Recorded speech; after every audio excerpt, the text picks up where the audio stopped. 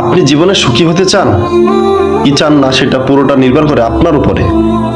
পৃথিবীতে অন্য কেউ আপনাকে সুখী করে দিবে না, সুখটা রচনা আপনাকেই করতে হবে এবং সুখের মধ্যে নিজেকে বিচরণ করতে হবে। অন্য কেউ আপনাকে এসে সুখ করবে ওটা তো কখনোই হবে না। আপনার কর্মফল আপনাকে সুখী করবে এবং আপনার কর্মফল আপনাকে দুঃখী করবে এবং পুরো কর্মফলটা আপনি তৈরি করবেন, ভালো হতে পারে কিংবা খারাপও হতে পারে।